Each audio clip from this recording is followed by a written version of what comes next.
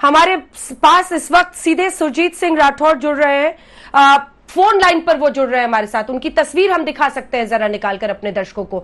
सुरजीत सिंह राठौर, आप उस दिन अस्पताल से निकल रहे थे रिया के साथ, वीडियो और तस्वीरें बता रही हैं। सबसे पहले तो ये बताइए कि आपने वहां पर क्या देखा था? क्या जब पोस्टमार्टम किया जा रहा था उस दौरान भी आप मौजूद थे? सुशांत के बॉडी के पास खड़े थे, रिया वहां पर आई थी, क्या हुआ था? पूरी बात बताएं। जी अंजना जी नमस्कार।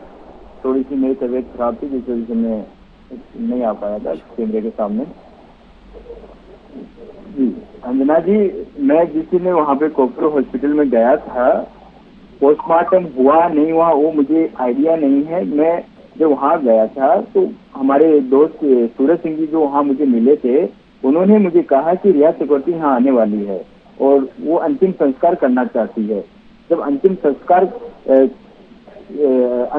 अंतिम दर्शन करना चाहती है तो जब वहाँ पे मैंने बात की, मोर्चरी के जो स्टाफ लोग हैं उनसे मैंने कहा कि भाई सुशांत की जो गर्लफ्रेंड है रिया चक्रवर्ती यहाँ आना चाहती है, तो वो एक बार अंतिम दर्शन करना चाहती है। तो उन्होंने हमें परमिशन दी कि हम अंदर गए और डीप फ्रीज के अंदर सुशांत का शव रखा गया था और एक वहाँ का जो मोर्चरी का जो स्टाफ होता है वो हमारे साथ था, उसने निकाला बॉडी को और मैं और रिया दोनों अंदर गए। और जैसे मेरे सामने वो स्ट्रेचर के लेके आया गार्ड, तो मैंने उसके चेहरे से वो हटाया, व्हाइट जो पर्दा था मैंने हटाया। पर्दा हटाते ही रेहा ने सुशांत के चेस्ट के ऊपर हाथ रखे कहा सॉरी बाबू। तो मुझे एक वक्त ऐसा लगा कि मैं पहली बार रेहा से वहीं कोपरो हॉस्पिटल में मिला था, कि मुझे ऐसा लगा कि रेहा ने सॉरी किस लिए बोला है, क्योंकि मैंने उनसे पूछा भी नहीं था। हो सकता है कि बाद में मुझे ये लगा कि ये उनका ब्रेकअप हो गया था, इनका झगड़ा हुआ था, इसकी वजह से उन्हें सॉरी बोला होगा। इस बात में मैं नहीं जानना चाहता, लेकिन उन्होंने सॉरी बोला। फिर मैं वहां से उनको लेके और मैं बाहर आ गया। जब बाहर आया तो वहाँ पे रेहा की मदर भी थी, उनके भाई भी थे, वो भी अंदर जाना चाहते थे, लेकिन वहाँ के जो स्टाफ ने मना कर दिया था कि नहीं अब नहीं जा सकते, बस एक के लिए परमिशन दी, आप एक के लिए बोला लेकिन आप 2 जने जाके आ गए, अब आप यहाँ से चले गए। तो वो रिया वहाँ से चली गई थी। तो रिया को लेकर अंदर आप ही गए थे? किसके कहने पे आप वहां पर पहुंचे और कैसे आपको जानकारी मिली कि इसी हॉस्पिटल में है? कैसे आप रिया को लेकर अंदर गए? जी न्यूज में सब आ रहा था कि सुशांत का जो पार्थिव शरीर है कोपरो हॉस्पिटल में रखा गया है, इतनी वजह से उनका अंतिम संस्कार किया जाएगा। मैं जो हमारी करनी सेना के जो राष्ट्रीय अध्यक्ष हैं सुखदेव सिंह जी गोगामेडी, उनका मुझे कॉल आया कि सुशांत ने सुसाइड किया है। तो मैंने कहा हाँ सुसाइड किया। तो उन्होंने मुझे कहा कि अभी इसकी पहले एक मैनेजर ने भी सुसाइड किया, अब इसने सुसाइड किया, ऐसा कैसे? एक राजपूत अपना सेलिब्रिटी था और आप वहाँ पे हैं मुंबई में, उस राजपूत परिवार से आप वहाँ अंतिम संस्कार में जाना आपको। तो मैंने उनका हाँ जी मैं जाऊंगा।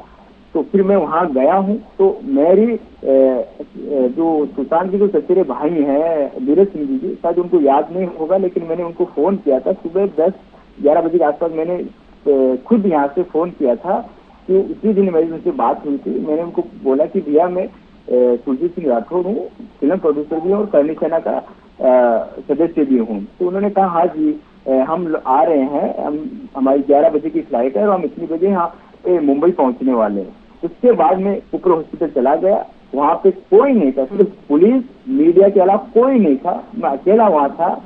पुलिस के भी कुछ लोगों ने मुझे बोला कि आप पार्थिव शरीर लेने के लिए आए हैं, आप कौन है? तो मैंने कहा कि मैं करनी सेना का व्यक्ति हूँ, फिल्म प्रोड्यूसर हूँ और मेरे संगठन के राजपूत होने के, राजपूत परिवार होने की वजह से मैं आया हूँ। तो उन्होंने कहा ठीक है जी कोई दिक्कत नहीं, आप साइड में बैठ जाइए। मैं वहाँ गया था। उसके बाद में दोनों फिल्म के जो एग्जीक्यूटिव प्रोड्यूसर है, जो स्क्रीन में आप देख रहे हैं, जो व्हाइट टी शर्ट में जो मास्क पहने, ये सूरज सिंह जी मेरे से मिले और बातचीत हुई। तो इन्होंने मुझे कहा कि रिया चक्रवर्ती आना चाहती है, अंतिम दर्शन करना चाहती है। अच्छा जी अंजना। तो उनके रिक्वेस्ट पे आपने उनको अंदर करा दिया? आप ही ने अंदर कराया हॉस्पिटल में? नहीं अंदर मैंने क्यों कराया? वो आई अंदर आई हॉस्पिटल। उनको रोका किसने था? किसी ने रिया को रोका ही नहीं ना, किसने रोका था वहाँ पे?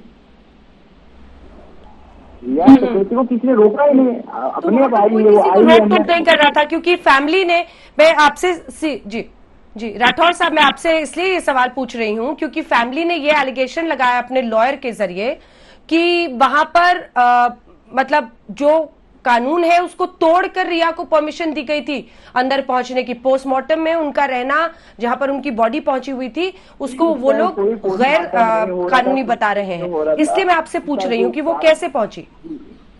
अंजना जी, वहाँ कोई पोस्टमार्टम नहीं हो रहा था। उनका जो शरीर था, जो पार्थिव शरीर, वो डीप फ्रीज के अंदर रखा हुआ था और डीप फ्रीज से उन्होंने बाहर निकाला है।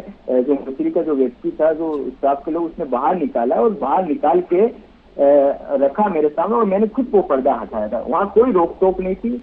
मुझे ये इतना मेरी जानकारी है कि उन्होंने, सूरज सिंह जी ने मुझे कहा था कि रिया चक्रवर्ती को वहाँ पे अलाउ नहीं है, शमशान घाट में जहाँ उनका अंतिम संस्कार होना था वहाँ अलाउ नहीं, इसलिए वो यहीं पे आई है। मैंने उनसे पर्सनली पूछा था सूरज सिंह जी से। अगर मुझे जब हमने बात अब उस मोमेंट में जरा आते हैं सुरजीत सिंह जी। जी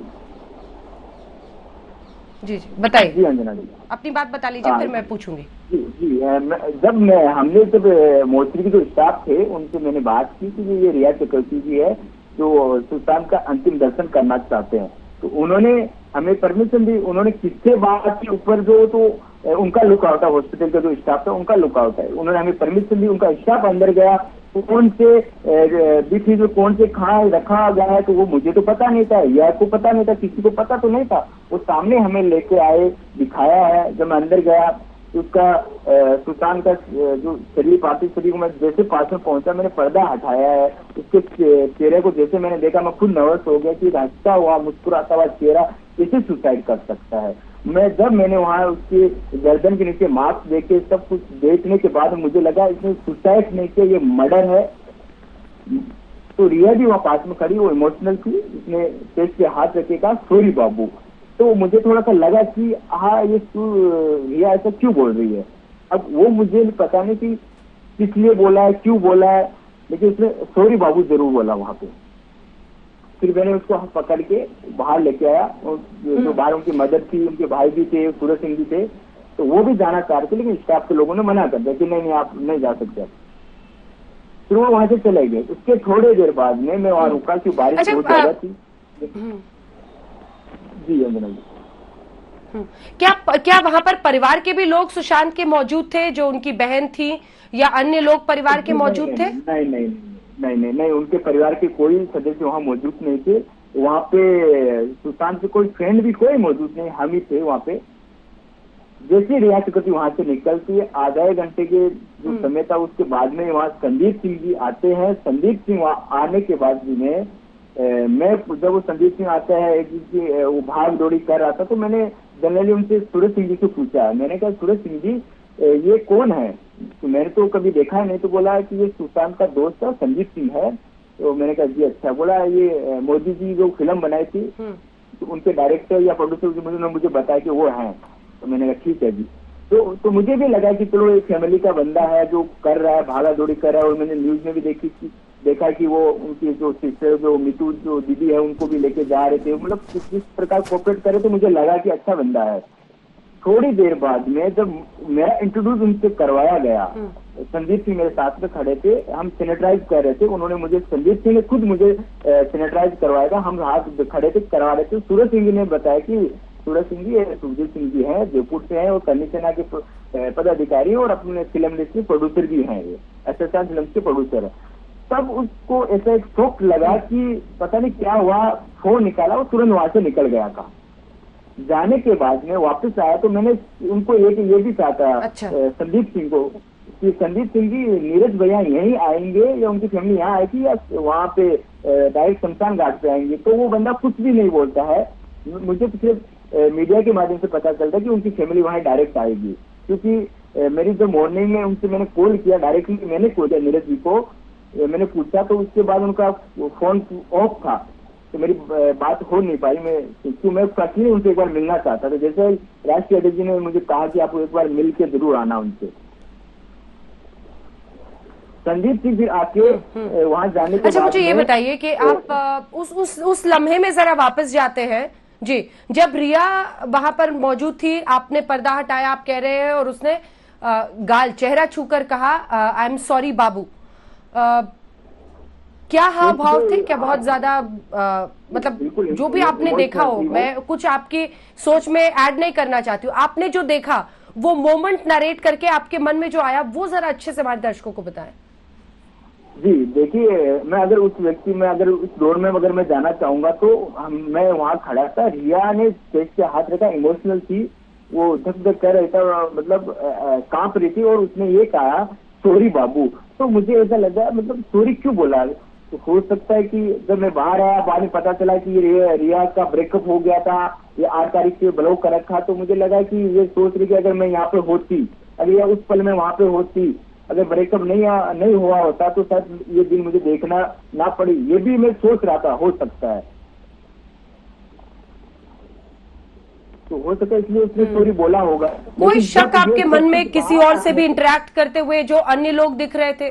संदीप सिंह का आपने नाम लिया, किसी को भी देखकर कोई शक आपके मन में आया? जी नहीं, मुझे सिर्फ संदीप सिंह के ऊपर इसलिए शक आया कि वो जब करनी सेना का जब नाम गया तो वो भाग गया, तब आने के बाद में तो एम्बुलेंस लेके वो आता है, उससे पहले एक छोटी एम्बुलेंस वहाँ खड़ी थी, पूरा मीडिया के रहे हैं तो उनके पास वो उस दिन का वो वीडियो मिल जाएगा।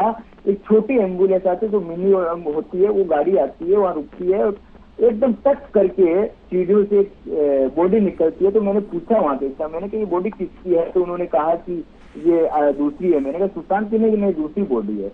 वो निकलती, उसके बाद बड़ी एम्बुलेंस आती है, संदीप सिंह सामने भागता हुआ आता है, पीछे एम्बुलेंस आती है, उसके 2 लोग आते हैं वहाँ पे, 2 लोग आते हैं। संदीप सिंह जब बॉडी रिसीव करे तो संदीप नहीं था वहाँ पे, उसके दोस्त ही रिसीव कर रहे थे बॉडी, उन्होंने सिग्नेचर किया, सब कुछ उन्होंने किया था। और वहाँ पे एक ऑफिसर भी आते उसी टाइम जब ये बातचीत कर रहे थे। ये बताइए कि जी हाँ, एक बार ये बताइएगा जरा कि जो परिवार के लोग भी देखना चाह रहे थे, आपने बताया उनके भाई शायद थे शौविक और उनके पिता इंद्रजीत, क्या कह रहे थे वो? मतलब सुशांत को लेकर क्या आपस में बातचीत कर रहे थे या कुछ बोल रहे थे जो आपको याद हो देखने को लेकर? नहीं जी, मेरे सामने वो बातचीत नहीं कर रहे थे, वो साइड में बातचीत करे, वो साइड में थे, मैं अलग बैठा था, अलग में मेरी बातचीत कर, मेरे फोन पे अलग ही था मैं। वो आपस में बातचीत कर रहे थे, वो बार बार कभी अपने भाई के गले मिल भी रही थी, आ भी रही थी, मिल भी रही थी। तो मैं उनके बीच में मेरी कोई बातचीत नहीं हुई। जी अंजना जी। वो लोग क्या आपको रोते हुए भी दिखाई दे रहे थे? कोई रो रहा था उनमें से?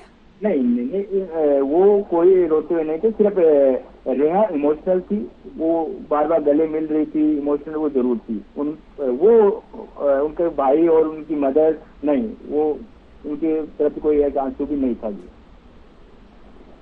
वो खड़े थे। अच्छा, तो रिया भी आप कह रहे हैं इमोशनल थी, गले मिल रही थी भाई से, रोते हुए देखा आपने? हाँ, अब देखो उनसे मास्क लगा रखा था और पूरा दुपट्टा लगा रखा, मैंने उसके आंसू तो मैंने देखे नहीं, लेकिन वो गले मिल रही थी और इमोशनल जरूर थी कि मैं खुद हाथ में पकड़ के उसको लेके गया था। अच्छा, और आपने बताया कि हॉस्पिटल में वहां और कोई नहीं था। अब आप उनके बाकी जो दोस्त थे जो रूम में उस दिन मौजूद थे, सिद्धार्थ पिठानी, दीपेश सावंत, केशव और नीरज सिंह, क्या इनमें से कोई सिद्धार्थ पिठानी वगैरह को अब तो आपने टीवी पे देखकर पहचान ही लिया होगा, ये लोग वहां पर मौजूद थे? जी अभी मुझे क्लियर पता नहीं चल रहा है, क्योंकि वो इस पल मैंने इतना घोर से देखा नहीं था। मेरी सिर्फ निगाहें थी संदीप सिंह के ऊपर कि संदीप सिंह ने जब मुझे वहां पे पुलिस को आउट करने के बोला, पुलिस के माध्यम से मुझे बाहर जाने के लिए बोला, तो मैंने मान सम्मान रखा, पुलिस का